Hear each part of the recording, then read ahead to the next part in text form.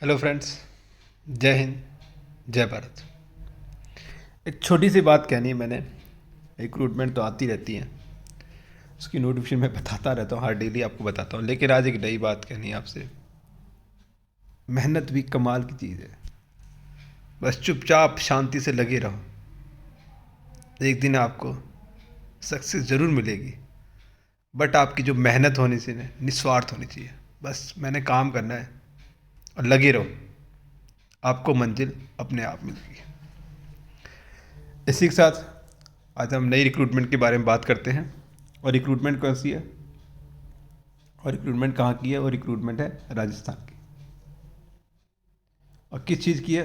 Basic computer अनुदेशक एवं वरिष्ठ कंप्यूटर अनुदेशक की भर्ती है 2022। ये देखो, आज 1 तारीख है और 1/2/2022 को मैं आपको बता रहा हूँ, अपडेट न्यूज़ दे रहा हूँ। और देखो बेटा, मैं हमेशा हर वीडियो में आप सबसे कहता हूँ कि हमें सिर्फ अपने एक के लिए मेहनत करनी है। एक वैकेंसी बस, और वो एक कौन है? मैं हूँ। ये मेरी वैकेंसी है, ये हाथ से नहीं जानी चाहिए। और वैकेंसी 1 या 2 या 3 नहीं है, वैकेंसी 10,000 है। यार इससे अच्छा और क्या चाहिए? अभी रीट की वैकेंसी निकली है, कितनी निकली है? 32,000 वैकेंसी निकली है। आप सभी को पता हो, जो फॉर्म भर रहे हो, बीएड वाले टीचर्स होंगे जो भर रहे हैं।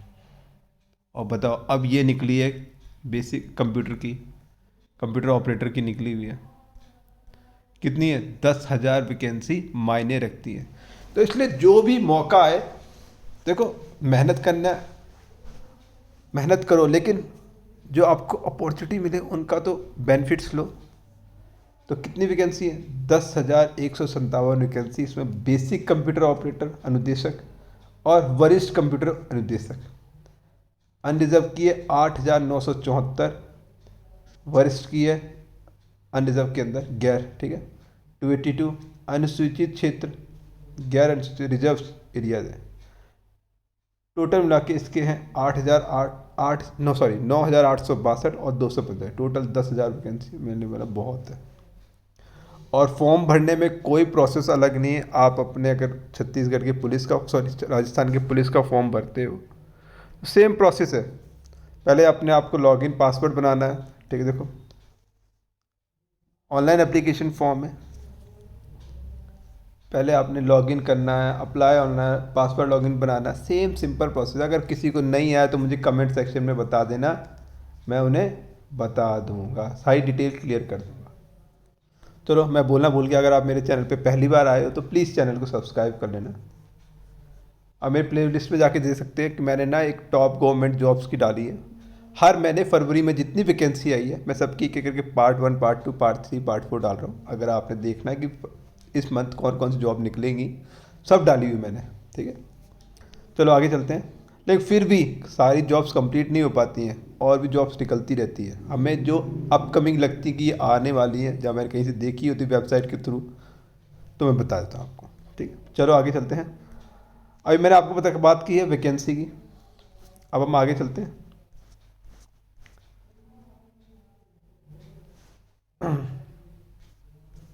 अब देखो, अब हम पता करें किसका? एप्लीकेशन फ़ीस का।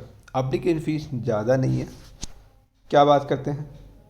सामान्य वर्ग या क्रीमी लेयर श्रेणी का अन्य पिछड़ा वर्ग, अति पिछड़ा वर्ग के कितने? 450 हैं। राजस्थान के नॉन क्रीमी श्रेणी या के पिछड़े वर्ग, अति पिछड़ा वर्ग एवं आर्थिक रूप से कमजोर, उनके लिए कितना है?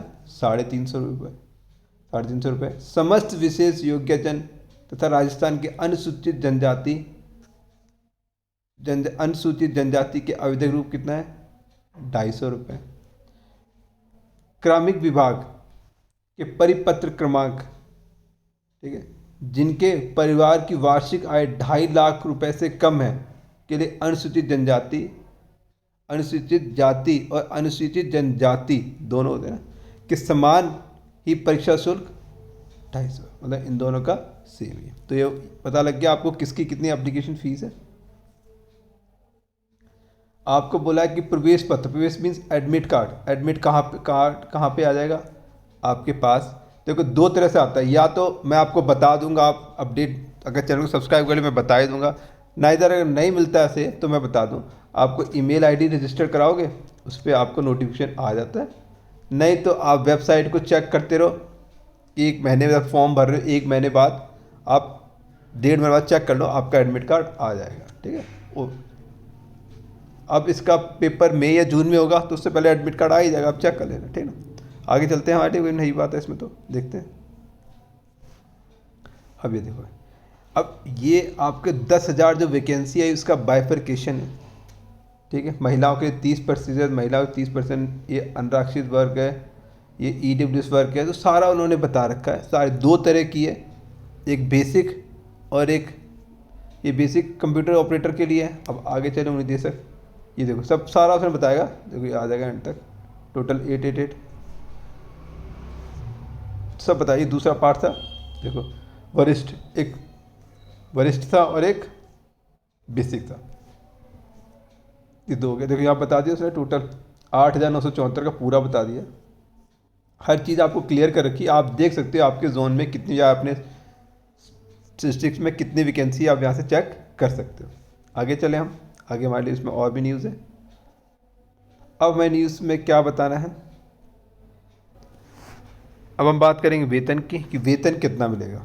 अब वेतन के लिए बोला, राज्य सरकार द्वारा देय 7वें वेतन आयोग 7th पे कमीशन के आयोग के अनुसार वरिष्ठ कंप्यूटर अनुदेशक का वेतन मैट्रिक्स लेवल 10 एवं बेसिक कंप्यूटर मैट्रिक लेवल 8 के निर्धारित होगा। मतलब एक का 10वें लेवल पे, एक का 8वें लेवल पे निर्धारित होगा। उसके अकॉर्डिंग मतलब ऑलमोस्ट आप मान लो 70 to 80,000 आपको ऑलमोस्ट मिल जाएगी, इतनी अगर लेवल के अकॉर्डिंग देंगे तो।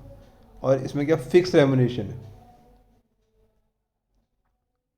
आगे चलें, अब बात करेंगे हम एजुकेशन क्वालिफिकेशन। ये ध्यान से सुन लीजिए, इसमें सभी को प्रॉब्लम मुझसे पूछते हैं कि मैं अप्लाई कर सकता हूँ नहीं कर सकता। अगर देखो अभी तक तो सिंपल से कोई बात नहीं कि अगर राजस्थान में रहते हो, राजस्थान के नागरिक हो, तो वैसे तो पूरे भारत के भी कोई भी अप्लाई कर सकता है, ऐसा कोई इशू नहीं है। वो सिर्फ रिजर्वेशन कोटा जो होता है, मतलब इट मीन्स कि राजस्थान के जो निवासी उनके लिए वैकेंसी ओपन होती है, लेकिन जो अदर स्टेट के उनका कोटा होता है कि आप इतने बच्चे अप्लाई कर सकते हैं, इतने उन लोगों की वैकेंसी होती है। ठीक है, चलो आगे बात करते हैं।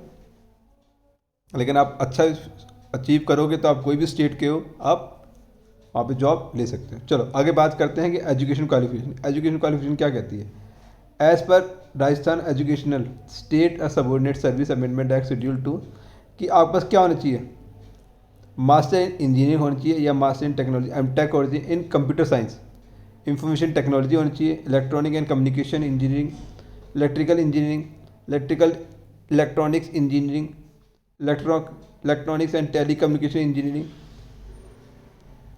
इलेक्ट्रॉनिक्स एंड इंस्ट्रूमेंटल इंजीनियरिंग, तो कितनी सारे हैं, एमएससी इन कंप्यूटर साइंस, और एमएससी की इसमें आईटी भी चलेगी, या एमसीए हो, बी लेवल और सी लेवल जिसमें मर्जी हो। फिर एनी इक्विवेलेंट और higher education qualification by the government, और कुछ भी बोलिए। दूसरी क्या, देवनागरी लिपि में लिखी जाने वाली वैवाहिक ज्ञान एवं राजस्थानी संस्कृति का ज्ञान आपके पास होना चाहिए, ये बताया उसने। अब बेसिक कंप्यूटर वो, ठीक है, ये पहले हमने बात की थी, किसकी की थी, देख ले मैं ध्यान नहीं दिया, ये है वरिष्ठ की, ये किसकी थी, वरिष्ठ की थी। अब हम बात करेंगे बेसिक की। बेसिक के लिए क्या चाहिए, ऑलमोस्ट सेम ही चाहिए, ज़्यादा डिफरेंस नहीं है उसमें। बैचलर इन इंजीनियरिंग चाहिए, उसमें मास्टर्स आ गई थी। Bachelor in technology in computer science, information technology, electronic communication, electrical engineering, electronics में चाहिए, या बीएससी इन कंप्यूटर साइंस चाहिए, यहाँ पे एमसीए थे, इंफॉर्मेशन टेक्नोलॉजी चाहिए। बैचलर इन कंप्यूटर एप्लीकेशन चाहिए, BCA from the university establish by the law in India, और कोई हाईएस्ट क्वालिफिकेशन जो कंप्यूटर को सिर्फ देखो, याद रखना है कंप्यूटर से रिलेटेड है तो कंप्यूटर से रिलेटेड डिग्री होनी चाहिए। आप ये नहीं आप कोई और डिग्री को इससे मैच कर रहे हो तो वो नहीं भर सकते हैं। उन्होंने देखो सारी यहाँ पे इंजीनियरिंग डिग्री मारी, सारी कंप्यूटर से रिलेटेड, इलेक्ट्रॉनिक्स से रिलेटेड जो उसमें डील कर सकते हैं। ठीक है, और आपको ज्ञान चाहिए, व्यवहारिक ज्ञान, संस्कृति का ज्ञान होना चाहिए। नेशनलिटी सबको पता है, इंडियन चाहिए, वो हो गया, सब सेम ही होता है, कोई अलग डिफरेंस नहीं होता। अब हम एज की बात कर लें, एज क्या चाहिए, एज 18 से लेके 40 साल तक होनी चाहिए, मतलब एज बहुत दी है, बहुत लोग भर सकते हैं। 18 to 40 चाहिए। आयु सीमा में छूट का प्रावधान क्या है ये देख लेते हैं। सामान्य वर्ग की महिला को को 5 वर्ष की छूट दी जाएगी। महिला सिर्फ यहाँ मेंशन करिए, सामान्य वर्ग की महिला को कितना, 5 वर्ष की। अनुसूचित जाति, अनुसूचित जनजाति और अन्य पिछड़ा वर्ग और अति पिछड़ा वर्ग और आर्थिक रूप से कमजोर पुरुष अभ्यर्थी को राजस्थान के स्थायी निवासी उनको 5 साल की। अनुसूचित जनजाति, अनुसूचित जाति, अन्य पिछड़ा वर्ग रूप से कमजोर की महिला को कितना है, 10 साल की छूट दी जाती है। भूतपूर्व कैदी जो दंडित होने से पूर्व राज्य सरकार का अधीन किसी भी सब्सटेंटिव रूप से कार्य कर चुका हो, इन नियमों के तहत नियुक्ति का योग्य था के मामले में अधिकतम आयु सीमा लागू नहीं हुई, अधिकतम आयु सीमा नहीं मिलनी है। ठीक है, कोई एनसीसी कैडेट है, उनको भी कुछ नहीं बोला गया।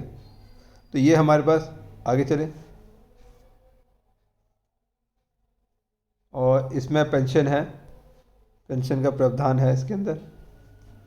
आगे चलें, परीक्षा शुल्क एक बार दे दिया जाएगा तो रिफंड होने का नहीं है।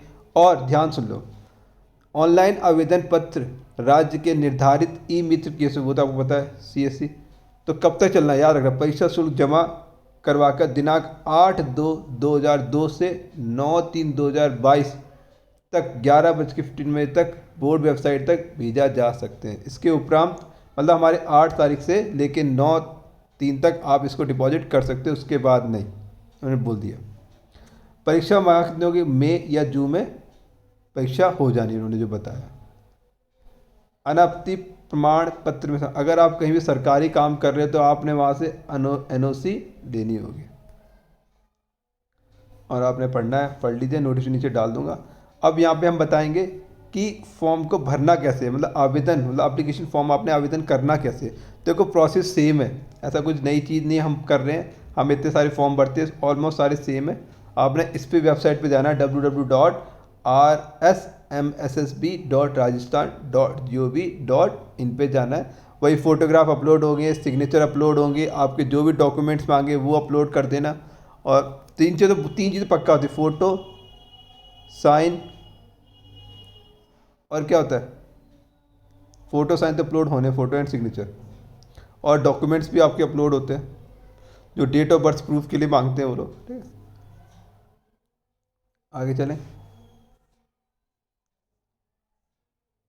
फिर जो भी अगर आपको लगता है कि मैंने पूरी सही इन्फॉर्मेशन भरी है तो बस ओके करके सबमिट देके बटन दबा दें, फीस पे कर दें और इसका एक प्रिंट आउट निकाल रखें, क्योंकि इस प्रिंट आउट के अंदर क्या होता है, एक रजिस्ट्रेशन ID होती है जो आपको आगे जाके काम आती है।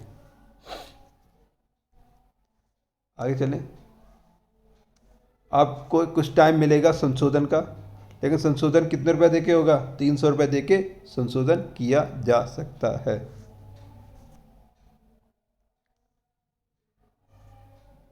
तो ये थी पूरी न्यूज़, मैंने आपको सारी बात बता दिया। ठीक है, ये पूरा था, डिटेल बता दिया। अगर इससे ज़्यादा कोई डिटेल चाहिए तो आप मुझे कमेंट सेक्शन बता देना, मैं आपको पूरा पढ़कर, मुझे पढ़ा हुआ है मेरा, तो आप मुझे बता देना कि आपको क्या क्या पता करना है, तो मैं आपको पूरा डिस्क्राइब कर दूँगा जो भी आपको डाउट है। तो उसके लिए आप चैनल को सब्सक्राइब जरूर कर लें, ठीक है ना। और जो भी आपको डाउट लगे, और अपने भाइयों को प्लीज़, देखो कर भला तो हो भला, अपने भाइयों को जरूर शेयर कर दिया करो, अपनी बहनों को जरूर शेयर कर दिया करो, जो भी लगता है जो मेहनत कर रहे हैं, किसी का तो भला हो, जिसके नसीब में उसे तो मिले। ठीक है, तो प्लीज़ शेयर कर दिया करो, ठीक है ना। अगर आपको वीडियो अच्छी लगी तो लाइक करें और शेयर करें। थैंक यू वेरी मच, जय हिंद। अच्छा, एक और वीडियो मैं डालूंगा, उसमें सिर्फ सिलेबस की बात करेंगे, इसकी स्कीम ऑफ एग्जामिनेशन की बात करेंगे, कैसे पेपर अटेंड करना है, उस सब के बारे में बात करेंगे, ठीक है ना। अब नेक्स्ट वीडियो मेरी उसी की आनी पड़ेगी, आज अपलोड कर दूंगा मैं, 2 दिन बाद सिलेबस प्लस उसकी आ जाएगी, ठीक है। थैंक यू वेरी मच, जय हिंद, जय भारत।